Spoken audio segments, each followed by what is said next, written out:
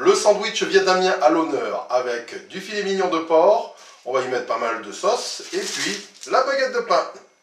Alors, pour faire ce sandwich vietnamien, il va vous falloir bien sûr du pain, mais également un bon petit filet mignon, 500 grammes, qui sera agrémenté de sauce, notamment de la sauce hoisin, de la sauce soja, du vin de riz, et puis quelques petits ingrédients sympathiques comme du 5 épices, du colorant rouge alimentaire, ainsi que du sucre. Voilà. Ensuite, il nous faudra de quoi faire de la mayonnaise. Ça, je vous fais confiance. Il vous faudra quelques crudités, comme du concombre, de la carotte qu'on fera mariner, ainsi que quelques brins de coriandre. Alors, on va s'occuper des carottes, des légumes marinés. Ce qui est super, c'est de se procurer cette râpe à julienne. Vous en trouvez dans le 13e, et c'est, ma foi, parfait lorsque vous souhaitez faire notamment des salades de papaye. Pour préparer la marinade qui va servir à nos légumes, il va nous falloir quelques ingrédients, ça va être assez simple en fait. Une cuillère à soupe de sucre. On va y mettre également l'équivalent d'une cuillère à soupe de sel, du vinaigre de riz. Donc du vinaigre de riz, je vais en mettre à peu près 1, 2, 3, 4 et 5. Et puis ensuite, on va y ajouter à peu près 30 centilitres d'eau chaude. Donc on va bien mélanger. Et ensuite, on fait tremper la carotte. Donc on est parti pour un temps de trempage, de marinade à peu près de quelques heures. Ce qui va très bien avec un sandwich vietnamien, c'est certainement une petite couche de mayonnaise. Pour faire cette dernière, rien de plus simple, un œuf, et plus précisément un jaune d'œuf. Donc on vient de le diviser avec le blanc.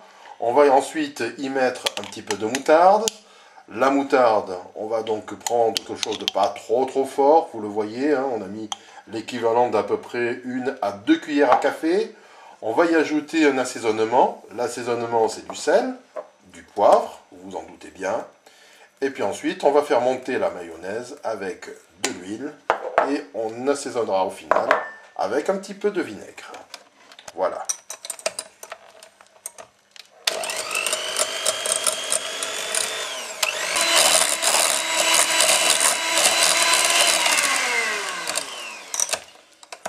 La sauce de soja, 1 cuillère à soupe.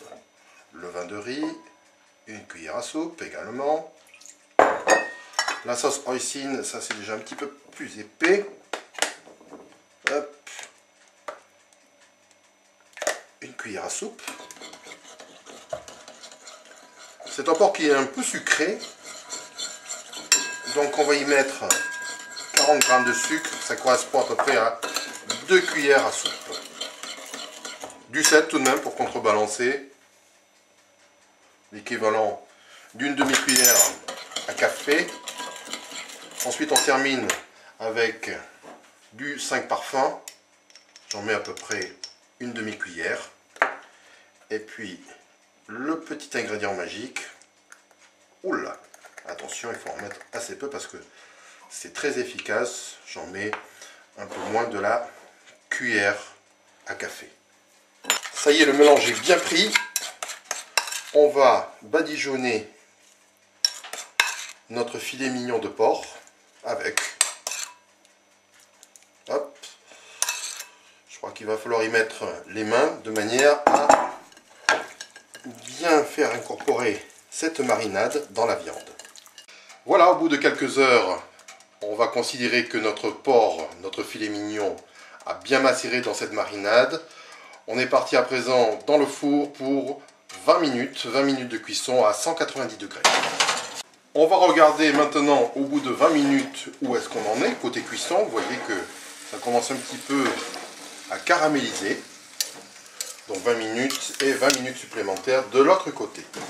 On va finir avec du miel, donc afin de bien le dorer, vous badigeonnez avec un petit pinceau et puis on est reparti pour 5 petites minutes de cuisson. Vous allez tartiner, plus ou moins généreusement, selon votre goût, de mayonnaise. Voilà. Ensuite, on va y ajouter les crudités. Les crudités qui seront composées de bâtonnets de concombre, sans les pépins, puisque cela donnera un peu trop d'humidité. Et ensuite, on va y mettre la carotte marinée.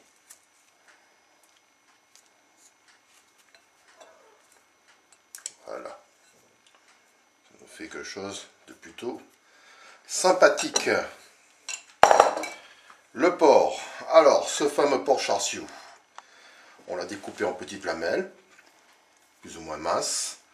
Et on va garnir généreusement ce sandwich.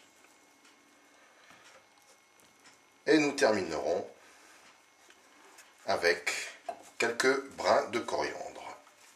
Hop, il y en a une qui a voulu partir. La coriandre, c'est toujours très intéressant d'avoir une garniture aromatique qui tranche véritablement du sandwich traditionnel. Donc vous voyez, ça y est, c'est parti. Nous avons notre sandwich vietnamien. On a la possibilité, pour ceux qui le souhaitent, d'y mettre quelques gouttes de sauce. Pourquoi pas de la sauce magie. Voilà, bon appétit.